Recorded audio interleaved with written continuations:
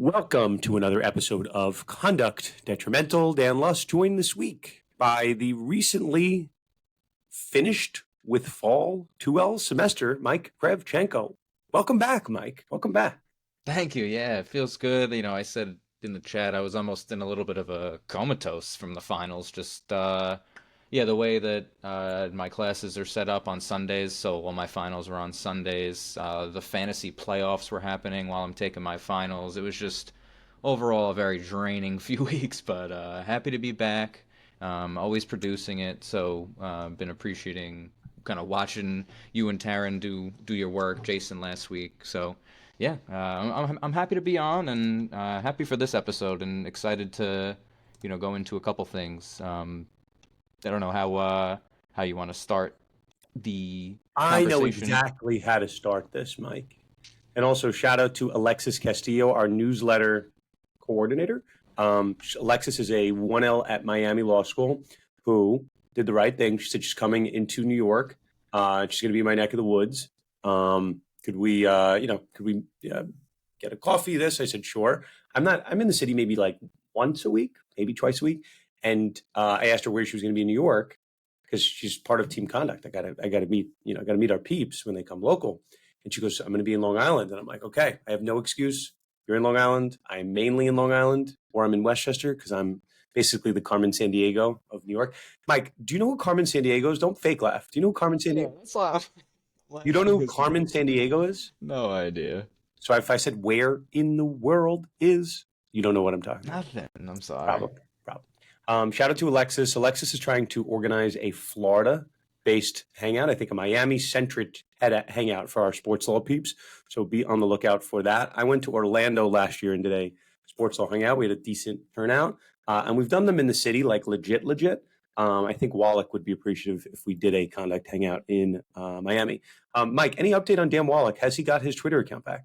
No, I don't believe so, but I've been seeing LinkedIn is where his voice has been heard, and so yeah, at least LinkedIn. If you haven't been following, LinkedIn's the spot to see him.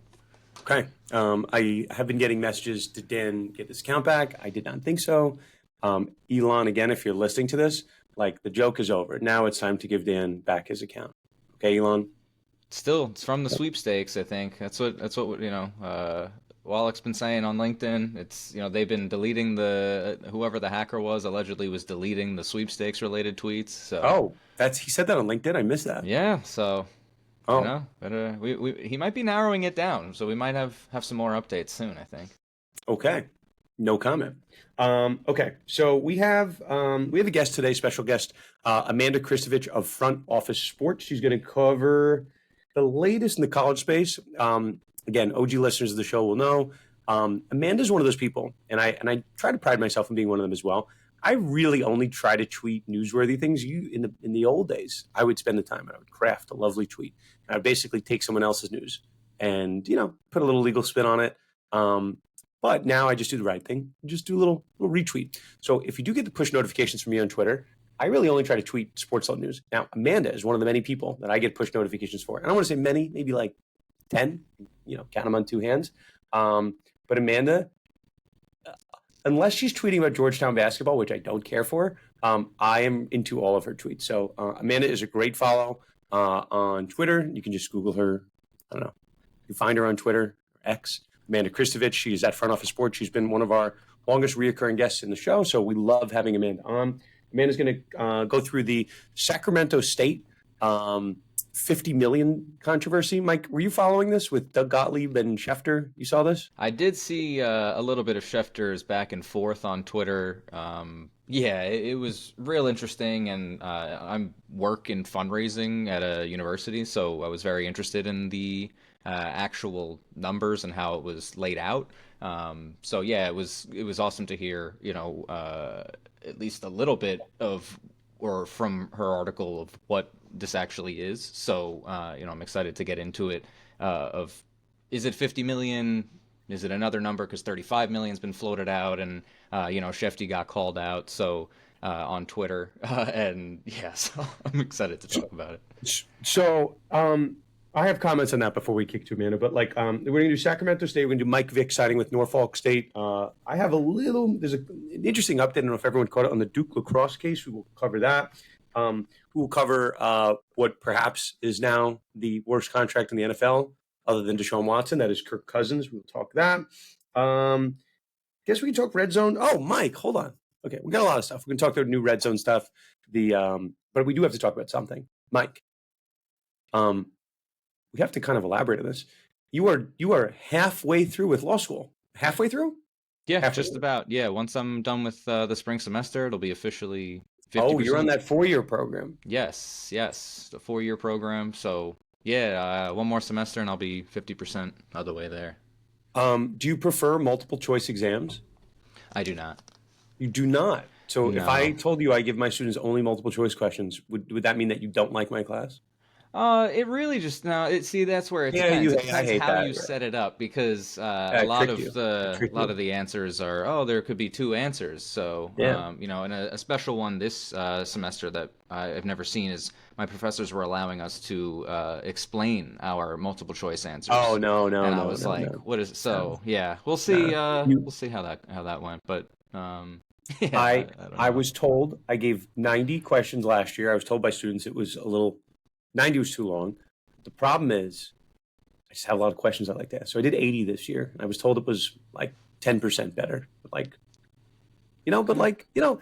I speak to a lot of 1Ls. You and I met when you were, I think you and I met when you were a senior in college or Yes, right before you started. just about. But I always feel for the law students that like know the concepts so well, and then they get to the exam and it's like, it just becomes a typing competition. So I would rather reward people that know the stuff well, that people that can just type really fast. Because like on an essay based exam, you have to give the most detail, the highest points, if it's graded on a curve, and like I just don't think that's fair. Um, okay, Mike, we're bearing the lead here. Okay, it's really cool that you finished your finals, but I promise you're going to get to take more finals. How many times do you get to go to the Heisman Legends brunch, Mike? Well, for you, I mean, we'll see in the future, but at least once. So it's a At good least start. once. You were, well, I'll explain what it was for those that don't follow us on social. Mike, you were on the short list. I was thinking I got the invite a couple weeks ago. And then the day before the event, I was told there was an additional invite because someone dropped out. So my brain generally goes to, can I take a client to this, right? A little bit of business development. My firm, I'm sure, would appreciate that. Um, and it was 5 o'clock at night when I got the extra ticket. And that was the day before and for a 9 o'clock event. So, I decided to take my brother. My brother's in the space. But to be fair, Mike, I did give you a last minute invite like the week prior to Oh the yeah, Islanders game. no, yeah, I appreciate it. I appreciate being on that list. So You're on the it's list. The list is incredible. I in. get bringing your brother though. That's for an incredible. I mean, hopefully not once in a lifetime, but seemingly, I mean, that's a crazy opportunity to go meet those people. Who did you end up meeting? Oh, I'd love to hear quick little rundown of Um, tonight. yeah, so I'll explain it. Shout out to Jim Corcoran, who is a Heisman trustee. I was on and this is maybe a good story just for like networking purposes. Um, I got invited to speak at UPenn a year ago. So a buddy of mine, Michael Raymond, who people know from social, was on it. We went get Philly cheesesteaks, had a good time, and on the panel with us is a guy named Jim Corcoran, who just like his byline was like Heisman trustee. So I'm like, that's pretty cool. So I always try to network with the panelists, right? Because if we're being called, we're both seemingly experts on the same topic. But I listened to Jim speak. He was very opinionated, and I think like the concept of the topic of Reggie Bush and whether we should get the Heisman Trophy came up, and this was last year before all the stuff came out. Um, but we continued to speak. We spoke over email, and then like a year went by, and we had a good interaction. And out of the blue, Jim reached out and said, do you want to come to this? I know you're following the NIL space really closely. You get, blah blah blah. So we had a long conversation, and so that is what turned into an invite to the Heisman Legends brunch the day after Travis Hunter wins the Heisman. I got to basically, I probably should have been smart and brought like a football or a helmet. Um, but like there were autograph lines for the people that were smart and planned ahead of time. But I just like to, I'm not trying to get autographs, but I met Flutie. I met Johnny Football. I met Tim Tebow, Ricky Williams, Ron Dane, Archie Griffin. You know, I met basically every Heisman Trophy winner that was in attendance. Cam Newton was at the ceremony the night before, but did not go to the brunch the next day. Controversial. Interesting. Controversial. Um, but yeah, no, it was an incredible experience. And yeah, so I took some great photos, but it's all good. So I'm very thankful, and I obviously joke a lot in this podcast, but I'm very appreciative of all the good that comes from our little sports law network. And Jim is now certainly a part of it. So shout out to Jim. Okay. Reminder: podcast sponsored by Themis Bar Review, top bar prep company in the galaxy.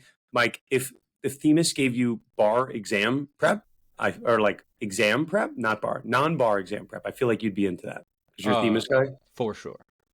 For sure, definitely. Okay, Themis Bar Review, best bar prep company.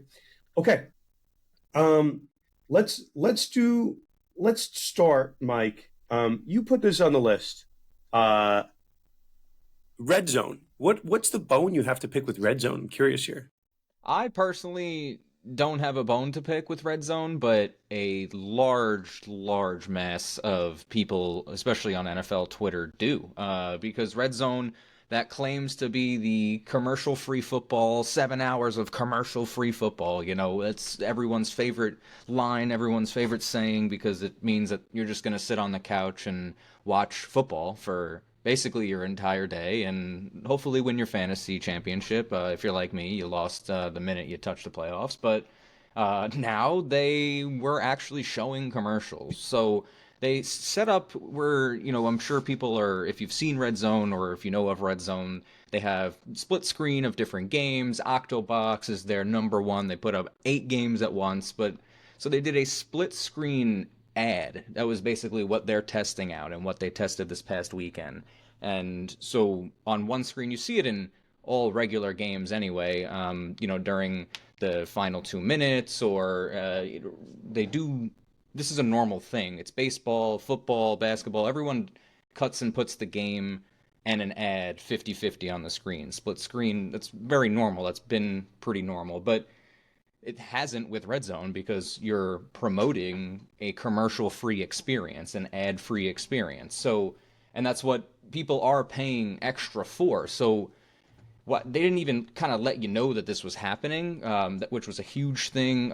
People that Red Zone has become really the cash cow, I think, for you know, the NFL, of what has helped them stay ahead of the curve with a lot of other sports. I mean, you saw the NHL tried to do, or is trying to do, the Frozen Frenzy, you know, with ESPN as well. But Red Zone is really number one here for the NFL in terms of NFL products. I mean, they last year, though, began really adding a little bit of advertising with DraftKings. Naturally, if you're watching Red Zone, a lot of people that watch Red Zone are gamblers or fantasy football enthusiasts. That's what my dad and I did for 10, 11 years. We sat in front of the screen and watched Red Zone and checked our fantasy teams. But the business model of the show, now they're adding sponsor placements with DraftKings last year, really just now moving into traditional commercial breaks. They haven't done yet, but you know, I feel like they're slowly but surely adding, you know, giving us and testing the viewers of what is acceptable. Where is the line for each view? You know, I guess where is the line where they could actually add commercials and make more money with this? Because the NFL's expressed interest in actually selling at least part of the media operations all the way back to 2021. So, you know, we saw you know, at least a little bit of an outfall, or you know, fallout with NFL Network and how that happened over the last couple of years. But Red Zone has been untouched and is kind of number one. So I don't know. As of right now, the NFL hasn't said that they're gonna be adding any commercials next season, but with no warning, and you know, the fact that Hansen even said commercial-free football, and then there were commercials. That's his line. Yeah, I but mean, the question is, like, it's almost too good to be true. I've always wondered what the model was. Like, they're basically, you know, cannibalizing their own product. Because I don't watch the Jets when they're on CBS. I don't watch the Giants when they're on Fox. Like, and obviously we're in New York, but like, you know, I don't really, unless it's a spotlight game, like the Monday night game, obviously we're going to watch. But Sunday night game I'm going to watch. But like, Sunday at 1, Sunday at 4, like I'm watching Red Zone. So it didn't make sense how there were no commercials. So I think, I don't know. Yes, false advertising, I guess, but again, like we never left the game feed. So that would be my pushback as a lawyer. Like when you see a commercial, usually that means you lose the game, right? Like, you're going to a commercial break, but they kept the game on the whole time. So I don't know. I'll defend our boy Hanson. So let's stick. I don't know. I don't. Do we think there's a case there? Not really. Like I don't know. People are joking about it. People are also joking. I hope they're joking about a potential lawsuit. You saw the ending of the Saints Commanders game when the clock stopped. I saw some like random TikToker like the refs facing class action lawsuit, and I'm like, did I miss this? Like, do we need to talk about this on the show? And then I googled it, and I'm like, no, this guy's literally the only one talking about it. But yeah, I don't know. I guess there could be a lawsuit for false advertising, but like I don't know what the harm is, and the game was still on, so I would just be very surprised if that happened. Um, I want to make sure we leave time for Amanda. Okay, so um, we covered Red Zone, covered Heisman. I I wanted to talk while we have a little bit of time. Did you see the? Obviously, Mike, you're in the fantasy playoffs. You still in the fantasy playoffs? Before we go on, No, you're no, out. yeah, I'm out. Well, I had mentioned early on in the season that Demario Douglas was going to be my sleeper pick. He's had like a solid. You're nodding. You remember this? You remember when I talked about Demario Well, Douglas? I didn't pick him, but he was on my He's team for some he's weeks. solid. Like he's okay. He's like a wide receiver 4. He's on my very deep league. So I'm in the semis in 2 leagues. So if I win either of them, I'll be in the finals 1 league. But Demario, we're paying attention to. And I had on my season, my QB3 was 1 Kirk Cousins.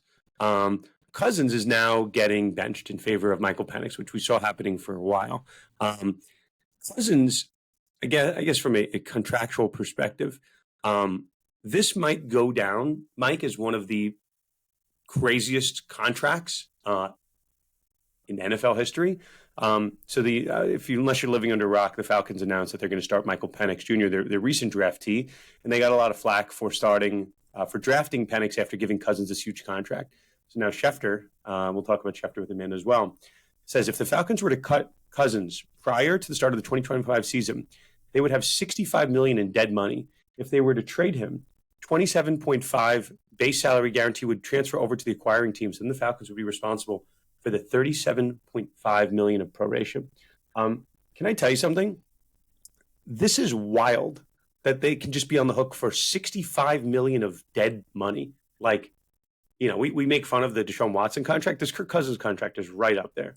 It's right there with, as of right now. That's why I think we got to give credit to the Broncos so much that they have $85 million in dead money with Russell Wilson. So we're seeing a second just really awful dead money situation coming now from the Falcons, who prior to that were really strangled by the Matt Ryan contract. So they had a couple of years of breathing room, kind of, and then are now sitting with 65 million. I think it was 40 million with Matt Ryan, and now 65 with Kirk Cousins. So I mean, they do have the young quarterback at least, contrary to what they had last time, coming up. But it's interesting because, like you said, they are benching him now, so obviously avoiding the situation of Cousins getting hurt and locking in another 10 million guaranteed for injury. But benching a guy that you just signed 4 years, 180 million, 90 million guaranteed. This is the third contract in the last number of years. Deshaun, Russell Wilson, Kirk Cousins. Like, is there a point where there's a learning lesson, or are we going to? Do you think that we're just going to keep seeing these type of contracts get handed out, and then I guess it'll be interesting to see where Kirk Cousins goes because I saw a crazy stat yesterday that only 3 completions have been made outside the tackle box with Kirk Cousins, so he can't move. That's wild. He's on the latter portion of his career, so. This is going to be a huge. It's a little different than Russell Wilson. He was at least healthier. He was a little injured, but healthier. But it's similar to the Deshaun Watson situation. Right. Just injury-ridden player So, on the end of the career. so I mean, just for the probably the legal tie in here, I mean, like Cousins signed this contract with the Falcons, this mega million contract in March of 24. And the draft happened about 30 days later. So I think if you're scout, like someone in the Falcons is at fault. And obviously I'm not, not saying something too crazy, but you have to know. And I think Penix was picked at 10. And I remember that at the day after the draft, my friends were all saying like, that was one of the craziest moves in history.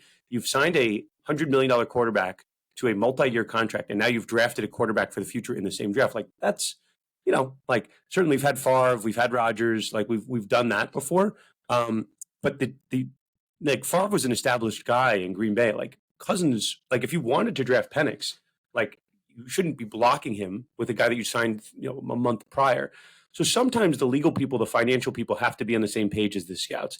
And I think if the Falcons had done their homework correctly and they figured that they like Penix the most, right? More than Brock Bowers, more than any of these guys, they were refusing to trade down. Um, they should have known that he would have been available at 10, right? On everyone's mock drafts, Penix was supposed to go at the end of the first round, second round. So it just seems really odd to me that these two things can happen in tandem and somebody not get fired from the Atlanta Falcons. Like, I'm not rooting for anyone to lose their job, but something grossly egregious occurred. And it almost was like the left hand was saying one thing and the right hand was doing something else. So I guess it's fantastic. It's a really great insurance policy to have your first round quarterback, give him some PT. But some grave mistake was made in signing Cousins only to have this insurance policy. We'll see where he ends up. I think, there's been some reporting on some of these quarterback needy teams, be it the Raiders or the Giants or the Titans. They all have a lot of cap space, but I don't think anybody wants Cousins at that price tag if he can't throw the ball. So, be that as it may. Okay. Let's do, you know what, Mike, let's take a break right here. I think it's time to kick it to Amanda, right? I think we can do this here. Yeah, for sure. Okay. So again, OG's listeners know Amanda Christovich is a college sports reporter at Front Office Sports. Great follow on Twitter. We're going to go over the basically state of the union of college sports. And no pun intended, I'm going to ask her for her opinion on how the Trump presidency will impact college sports, if at all. If at all. Okay. With that said, let us kick it over to our discussion with the one, the only, Amanda Christovich.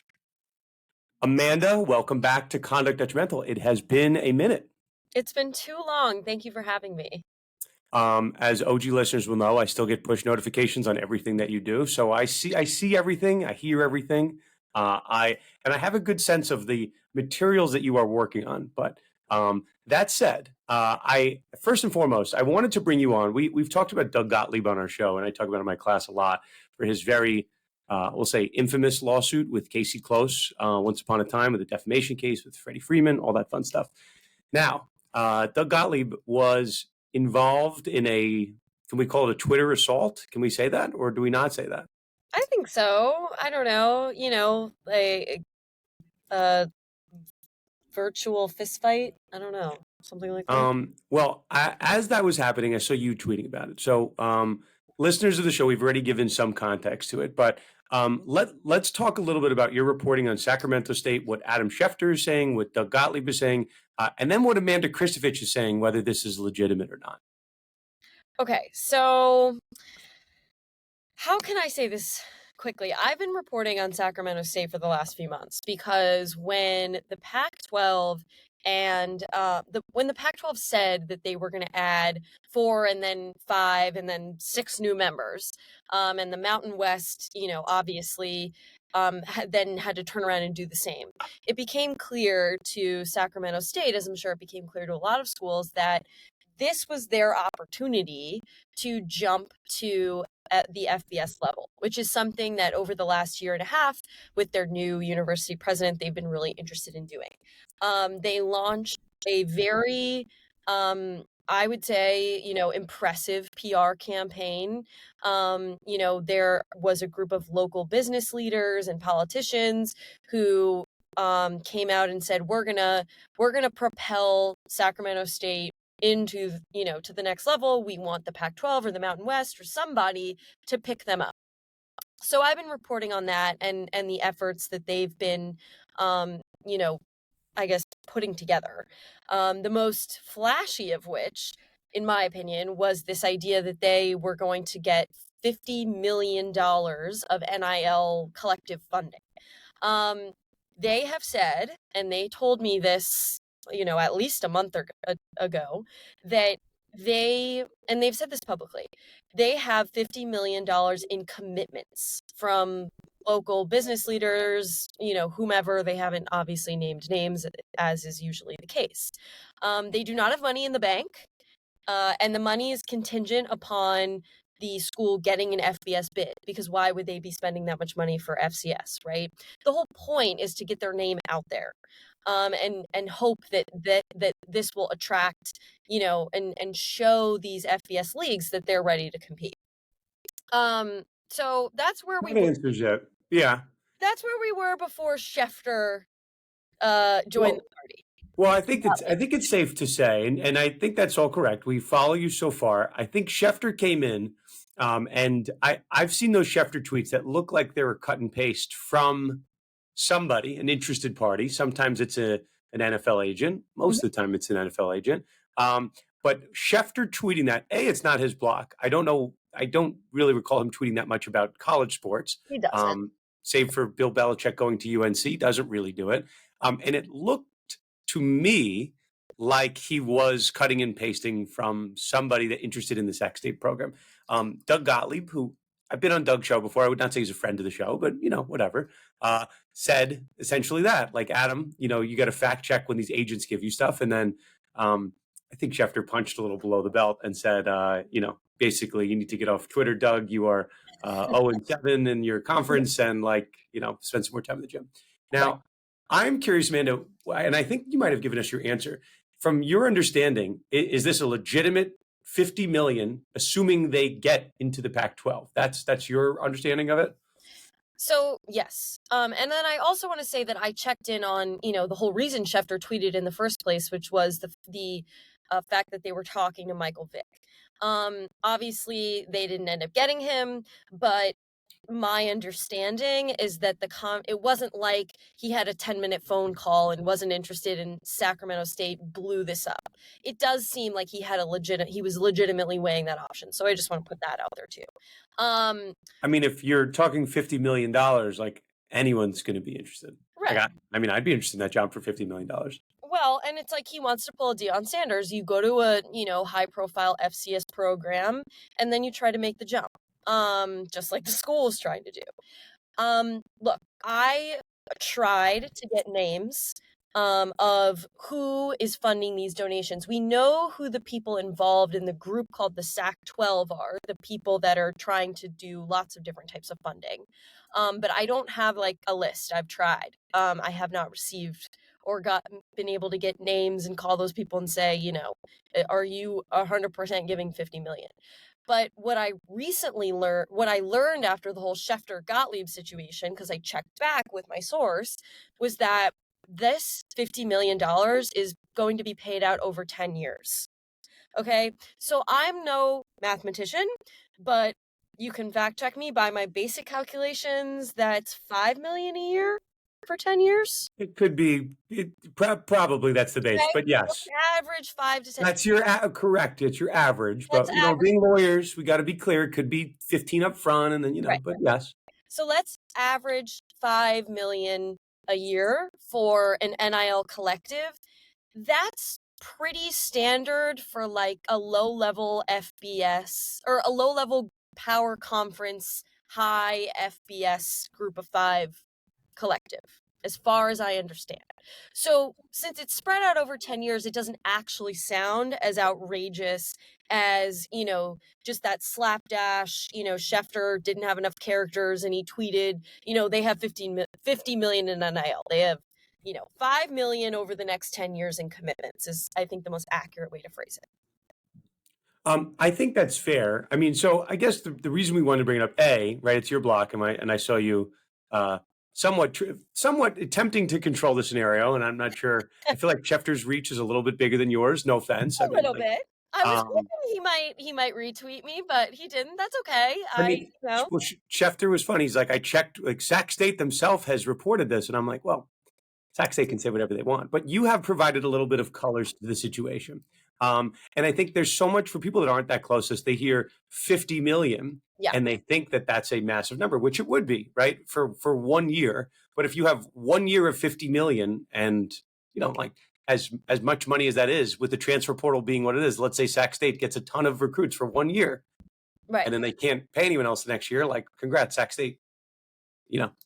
I don't know. You've made a big bang, and then you can't back it up. So I think it's very important. Now, the other part of this equation, which we wanted to bring you on for, is the Michael Vick of it all. So in this day and age, right? We were on the podcast last week talking about Bill Belichick. Now we have another high-profile head coach signing in the college ranks, which is Mike Vick. Is this the new trend, right? Like, short of endless money, right? If you hire a big name cachet coach to the college base, maybe that's a way to combat the transfer portal. I don't think it is a way to combat the transfer portal. Speaking as a Georgetown basketball fan, because you actually have to have a good coach with a good program. But I'm not sure that retention is even necessary anymore. Right? I mean, I think that if anything, it's like to assist with the transfer portal, that you're going to get new guys every year, no matter who you lose or you piss off, or, whoever has a big ego and decides he wants to start and he's sitting on the bench. What I have been wondering, though, is there's this all these coaches are retiring or quitting, and they're saying, oh, NIL, transfer portal, it's so hard. We have no rules, blah, blah, blah. But there are still very high profile people. Like Belichick clearly has his thing. He thinks he's going to be able to figure out this unrestricted free agency situation. So I gave a hot take last week where that was my main takeaway from the situation, that like Belichick going to college gives a huge nod of or sign of endorsement to the college system. It's not broken. If all these Hall of Fame coaches defecting and then one is coming in, right, it seems to say a lot. And then, there's another scenario where he wants to just help his son on the way out and maybe give himself one job that's going to give him job security for the next 3-4 years. Then he can ride off into the sunset. But I think the Vick hiring, I mean, I'll push back a little bit. Like, speaking of Belichick gets the job. And then I at least saw a handful of players that were like, I've taken my name, like UNC players, I'm taking my name out of the portal and I'm staying at UNC. Okay, fair. So I think it does come, like, if you want 1 year with Bill Belichick, congrats. Like, you're not going to get the right training. But if you want, real Bill Belichick tutelage, you stay there. Fair. That's fair. I absolutely can see that. However, we don't know if Belichick is going to keep those guys, because think about what Deion Sanders did at Colorado. You can't officially fire players, but you can tell them, you can cut them. You can say you're not going to have a spot on this team, or you are going to have a spot, but you're going to ride the bench. So, sir, why don't you take your talents elsewhere? Why don't you enter the transfer portal? That's what Sanders did, and he turned over the roster like multiple times at Colorado. Yeah, I remember seeing that video the first time, and I'm like, I don't think this is going to go well. He just kicked a bunch of Power 5 football players out, and then, what do we know? So I have two more things for you, man. I think we have enough time for this. So I saw your article. We did not talk about this ahead of time, but when we talk about conference realignment, entrance fees, exit fees, I saw you had an article up on Front Office Sports about Colorado State and Utah State suing the Mountain West Conference. I guess we're on the topic of Pac-12. What do you have on that? Is this a trend that we're going to see more of? Like, what are your... Well, maybe you can explain to our listeners what's going on in this case. Yeah, so the case, and honestly, I don't really understand what legs this case has to stand on. That's going to be that's actually a question I'd like to ask you, because the argument is over exit fees, and exit fees are obviously standard when you are leaving a conference. It's, usually these disputes are settled out of court, especially if there's some sort of negotiation that the school and the league want to have. But Colorado State and Utah State said these exit fees starting at $19 million per school are, we didn't agree to this. And there were these secret meetings that the Mountain West held to force us to, to create these new fees that weren't in the bylaws. And there's all this stuff. All I'm aware of is that as far as secret meetings go, and they weren't secret, they were very public, the Mountain West had all of its schools that decided to stay sign a memorandum of understanding that they would, in exchange for staying for a certain number of years and eventually signing a more formal grant of rights, they would get bonuses, like signing bonuses, based off of the money that the Mountain West received from exit fees and then the Pac-12 poaching fees. But that MOU, yeah, didn't change, as far as I know, the amount of money that was being asked of these schools that was already in the Mountain West existing bylaws. So we're going to have to see, in the Mountain West's response, if they can prove that that's the case. I mean, we have to follow this stuff because I'm sensing, and I've given this hot take on the podcast, that like every conference is not safe as long as the Big Ten has money, the SEC has money, and now we have private equity coming in and potentially disrupting the entire model. That is, I think all these schools, right? They have a reason to go after the Mountain West, right? Colorado State. I guess full disclosure, I do some work for one of the collectives around Colorado State. But it's like a dog eat dog world. Like entrance fees, exit fees. Try? Is what it seems to me. Like, why not try? The Pac-12 filed a lawsuit against the Mountain West so that they wouldn't have to pay $55 million in poaching fees. They saw a potential legal opening and they figured, you know what, we might as well try it. We might as well see if we can get out of this. So I get it. I get why they did it. And it seems, I didn't confirm this yet, but I saw in passing right before we got on that Boise State might be joining the Colorado State, Utah State lawsuit too. So, like, regardless, you guys, you're the lawyer. I don't know it, but like, I get it. I do think it's going to be a trend that if you have the opportunity to go to court and get your exit fees, struck down by a judge, you might as well try. Yeah, I mean, I guess like sometimes you have cases like, and I don't know, this might be TMI, but like sometimes you have cases where the juice isn't worth the squeeze. Like you might think you are right, but the amount of lawyer fees that you will have to incur to get there isn't worth it. But if you're arguing, what's the number? 19 million in exit fees each? Minimum. Yeah. Minimum. Okay. So like even in, we'll talk about it in a minute, but like the amount of billable hours that you have to get anywhere close to 19 million, like it's a lot, right? So when you get a case like this, and we've talked about on the show before, you give yourself a kind of like all-in budget. Like if the case, gets to the motion phase, discovery phase, deposition phase, God forbid it gets, not God forbid, but if it gets all the way to the trial phase, what like a case is all in, and like, I don't know, the most, and I don't know what type of firms they're using in this case. Maybe but even like all in, these fees are going to be in most in like the low seven figures. So if you're trying to avoid $19 million at least, maybe it's worth spending $2 million to get there. So yeah, I don't have a problem trying that. Speaking of lawyers and fees, like our favorite thing, we just love talking about fees. We love talking about money. Did you see this new filing? I'm not going to hold you to the exact numbers, but did you see this new story of the House lawyers trying to get paid for all their work? Yeah, they are requesting about around 500 million in legal fees. Like 500 million is a lot. That's like a lot of money. For the House fees? Yeah. Yeah, I'd like to say I have some business, some sports law business. It's not approaching 500 million though. I mean, that's a huge number. You could retire on 500 million. You know what? If I'll do you one better. If I was told that for the rest of my life I could only make $500 million, I would sign on to that. Good to go. I'm not even 30 yet, but like, I'll hang up my cleats. Like I'll retire 500 million. I'm good. I mean, we could do, you said you're not a mathematician, but like 500 million and then your life expectancy, like I feel like you're doing pretty good. Yeah. So I saw this, and again, we know some of the lawyers involved. I've spoken on panels with them. Some of them I consider friends. This is part of the nature of the beast. I think what I saw is that if this had been a billable case, based on the billable hours and the attorneys that worked on it, their various hourly rates, I think the number was like, this would have been $60 million in billable fees. Now, because this was not a billable case, apparently, they're looking for a percentage of the overall recovery, is what you would do in a contingency case. So here, Amanda, we're talking about a $2.8 billion settlement. So 500 million, right, is like I think, what is that, 20%? Is that how it works out? It's right around there. Yeah.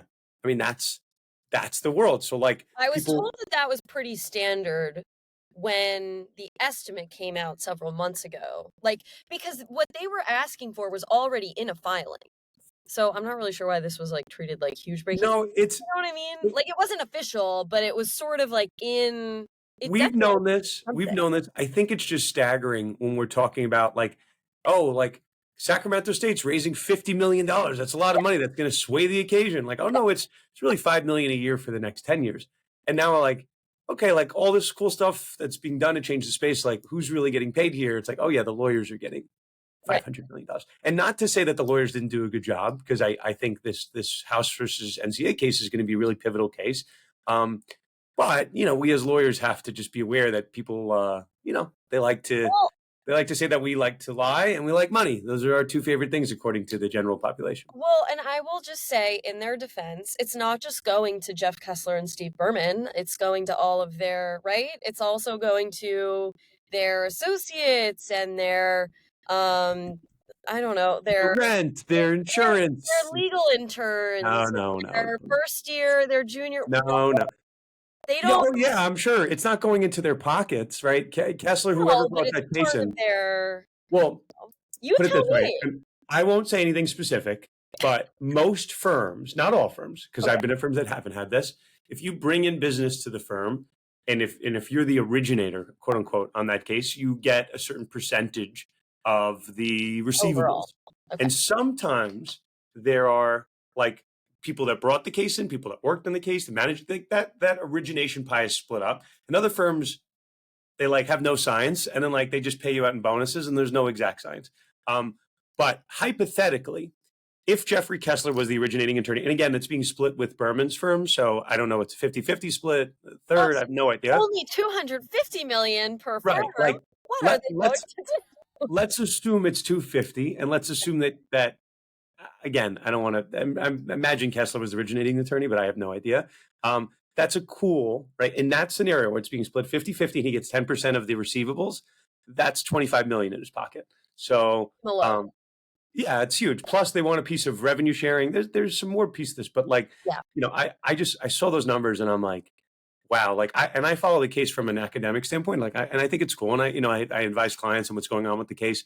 But then I remembered, I'm like, wow, it would have been much cooler than talking about this case on a podcast and lecturing it and putting in my final exam, bringing the case into my firm. That would have been really cool. And rest assured, this podcast would end. This would not exist anniemore. Maybe, I would just you know what? go on an island. You have to. I mean, there has to be more antitrust litigation that you could bring forth. I mean, these guys are retiring, right? Yeah, I mean, I would retire. Seeing the settlement. Yes, I would retire if I got 12.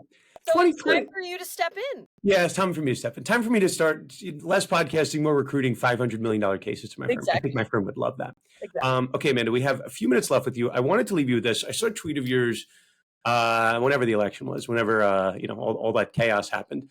I want you to have the floor, and be as mindful, and you're very hard out. We're being very clear. I'm being respectful if you're out. Mike, our producer, is not being respectful. You can just see it in his eyes right now. What are your predictions on the Trump presidency on college sports? I've seen your take. I want you to have your platform here. Okay. So the most interesting, there's two categories. Category one is college athlete compensation. Category two is women's sports and Title IX. For this podcast, I feel like the college athlete compensation side is a lot more interesting.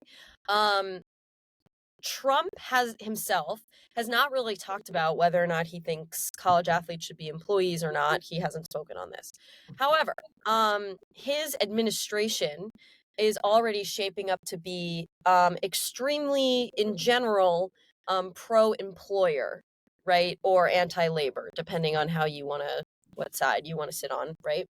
And we've already seen that the existing Congress has essentially opened a pathway for Trump to totally reshape the National Labor Relations Board, like their national board. They were very left-leaning, and the chairman did not receive confirmation.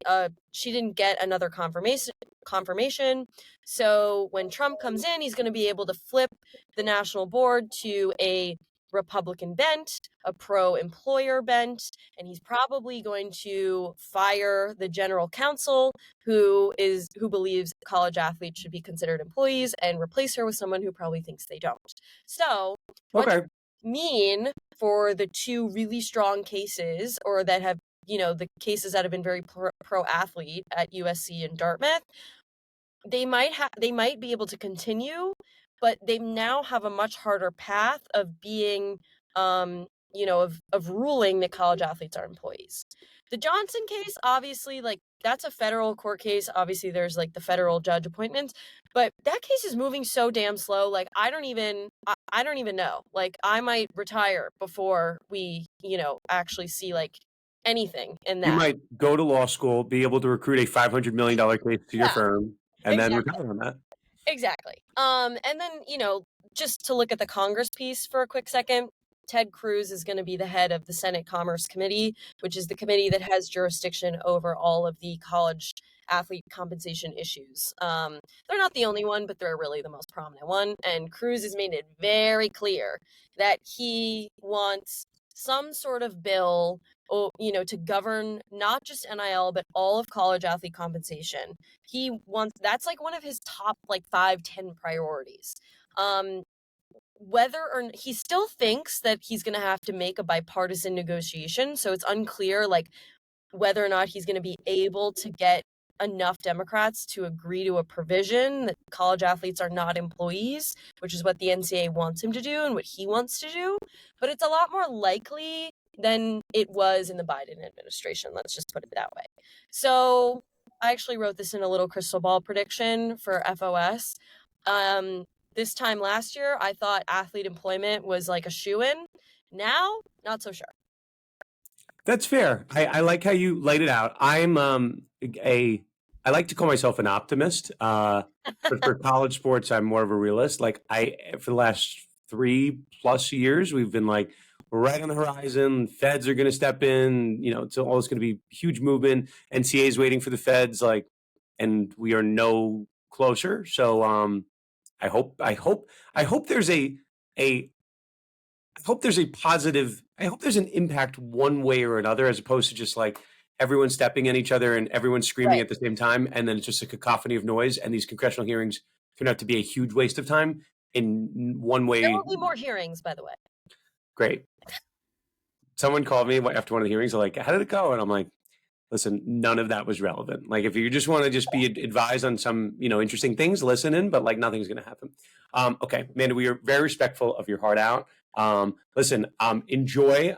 Rumor has it that you're going to a CFP game. Yes, very excited. Going to Texas. Enjoy. Great. Thank you. Enjoy. That's it. Heart out's being respected. Amanda, we love having you. We have to have you on contractually once a quarter, according to our contract with Front Office Sports, which does not exist, but maybe it does. Maybe it does I was not. going to say, I'm not getting paid $500 million for that contract. Neither are we. Amanda, safe travels. We always appreciate your time. Thanks. So that was Amanda Christovich at Front Office Sports. Love having Amanda on. I'm very jealous that she's going to CFP games, going down to Texas.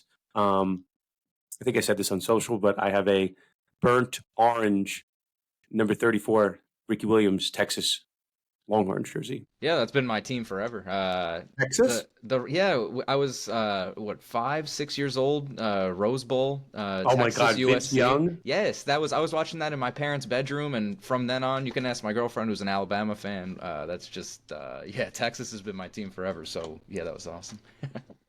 I'm getting old. You don't like Vince Young was you were 6? How old were you? 5-6 years. Yeah, it was 2005. Oh right? man, it's a problem. Okay. I'll say this quick. A couple of my friends had asked me about it. I thought I'd seen this earlier, but so for those, again, there's a good 30 for 30 on the Duke University men's lacrosse team. This is way back. Mike, what year were you born? 99. Okay, so this happened when you were 7. Do you know anything about the Duke lacrosse case? So I do a little bit. I once this actually came across my feed, a couple days ago, knew of the background a little bit, but not the details of it. And looking into it, it's definitely Very seriously grim. significant. Yes. Homework assignment. I want you to watch the 30 for 30. Homework assignment for you and all the listeners. Watch the Duke Lacrosse 30 for 30. I'm sure you can find it via your Google machine if you don't have ESPN Plus. So I was the ripe age of 18. So I was paying attention to this case very, very closely.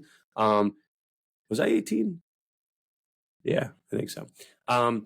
But in real time, it's very different to view the case from the outside. And it's like, okay, these kids ended up being exonerated, and they sued the school, and they got some undisclosed amount of money. Did they sue the school, or did they sue the DA's office? I think they sued the DA's office. They sued the school. Yeah, wow. Okay, so 3 lacrosse players on the team, and we're certainly not gonna do this. We don't have the time for this year. But David Evans, Colin Finnerty, and Reed Seligman. If I recall, those are the 3 interview subjects of the ESPN 30 for 30. But there was basically, allegedly, reportedly, all that fun stuff, a party involving Duke lacrosse players. We will just say, and I guess this is in the article, so I think I can say this. A reported exotic dancer was brought to a Duke lacrosse event, allegedly, reportedly. And allegedly at that event, she was assaulted in some way, shape, or form. So that was the allegation. The DA ran with it over in, I think it was probably Durham. I think that's probably where it was. But essentially, this case was run off of the testimony or the sworn statement of one individual, this former exotic dancer. And the case ends up getting dismissed. The DA who was on the case, I did not remember this. The DA allegedly, I don't want to say allegedly.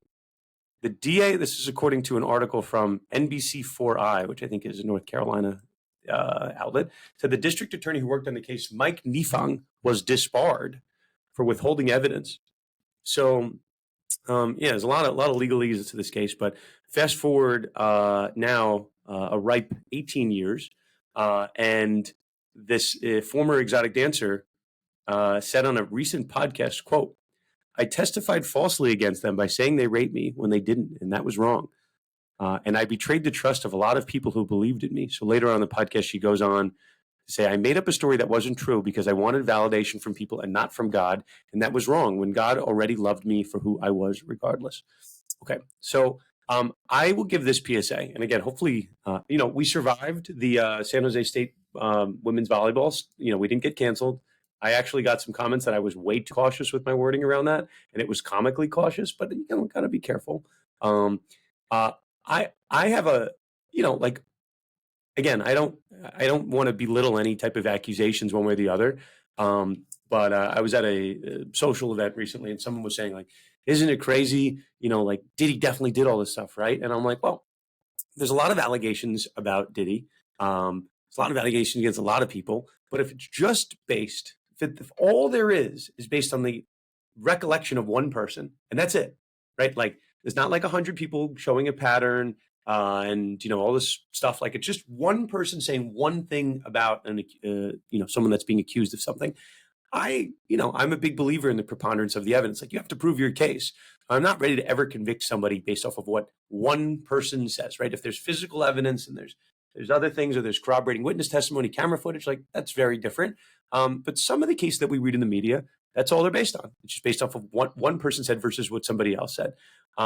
So this Duke lacrosse case, which obviously we did not cover in length, but I highly implore people to check out the 30 for 30 on it, or whatever you can find on it. This was that case. It was people going, and again, you don't want to, you just have to be very delicate. Like, you don't want to victim blame people or victim shame people, but we just have to know our legal justice system doesn't assume someone's guilty until proven innocent, or even in the civil court, right? It requires the plaintiff to prove their case. So, we always have to be very slow in these allegations. Like, I remember I made a comment about Jay-Z a couple weeks ago, and I'm like, these allegations are really bad. I think that sometimes, right, and Roger Goodell in this instance was probably guilty, if anyone remembers that episode from 2-3 weeks ago, of assuming Jay-Z was innocent, right? Like, that very strong statement from Jay-Z. Like, I just think everyone needs to slow down, right? Like, we don't know one way or the other until this case, until someone makes an admission that they made the whole thing up, right? Or until this case gets worked out in a courtroom. But I'm not ready to say like, yeah, Jay-Z definitely didn't do it, right? Because of one statement that he gave, and vice versa, right? You certainly in this Duke lacrosse case, you couldn't say that these boys definitely committed these offenses because of the allegations or the admissions of one person said. So a lot of people, they read the initial story and then they don't hear about the retraction. So this is our little PSA as a podcast. Like the story is important. These guys have their names out there and dragged through the mud, and they've since been cleared, not once but seemingly now twice, via a crystal clear admission from the party involved. Mike, I have on a much lighter note, I have another recommendation for you. You ready for this? Yeah, definitely. I watched it yesterday. New York Sac Exchange, 30 for 30. Oh boy, I'm avoiding seen that it? one. No, but I'm avoiding it. I think for now. Why are you avoiding it? I'll Aren't watch you it during Jets the fan? off season. Yeah, Why? for sure. It's just not the time right now. And the bunch of the clips that I saw were just, I don't know. I'm not a. Gastineau is a sad Yeah, individual. exactly. That's why I need to like prepare myself to like be somewhat I sad. thought he was going to be pretty It's like, cool. He's yeah, not cool. No, that's my dad. That was my dad's like favorite player. Like I got him a Gastineau jersey, and this is now I'm seeing this. Gastineau's stock is way down. Way Like, down, way down.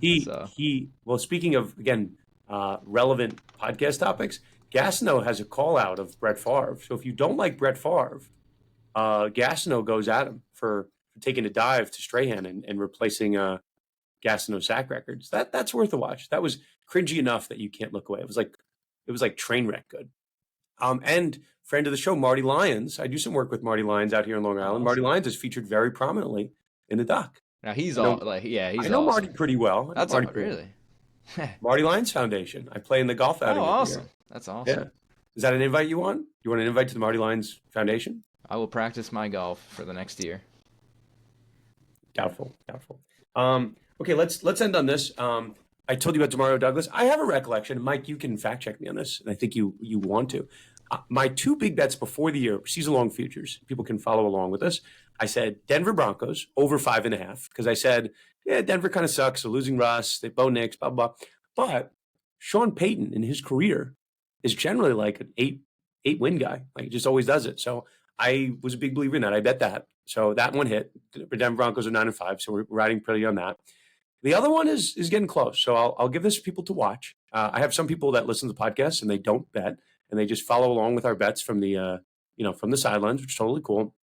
I have a lot of money on this. I said Atlanta Falcons under 10.5 wins.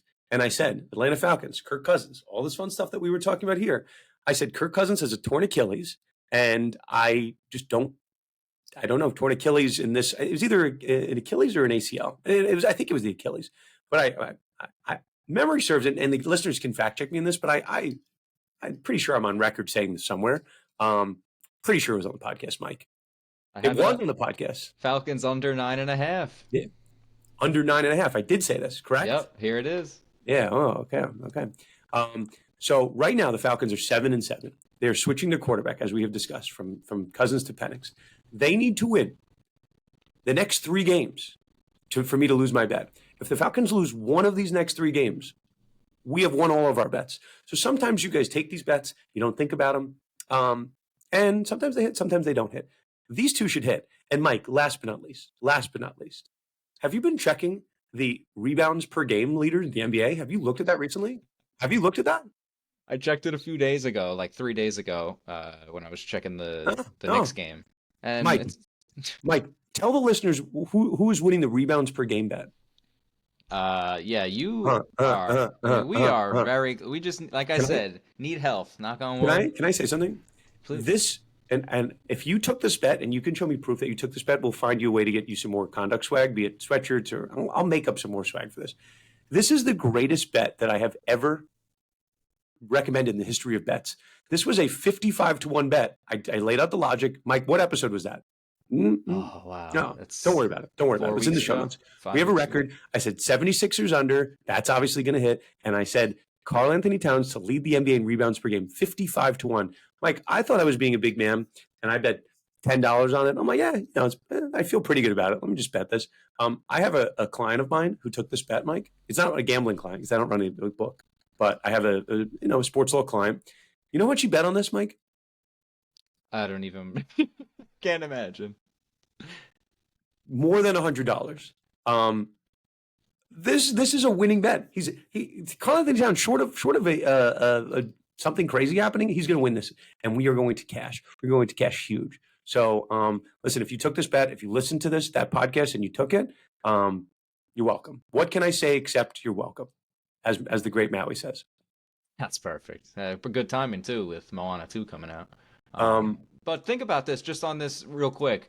You had Caitlin Clark bet hit. Broncos over. Falcons is looking nice. Jaylen Brown MVP. Jaylen Brown MVP. Yeah, running hot. You've been running hot the last 365. So very hot. Maybe I'll set up a Spotify Wrapped of the Dan Lost Bets of 2024. I will keep giving them out. When I feel most confident, I put them on here. I don't feel that confident about any Super Bowl picks or whatnot.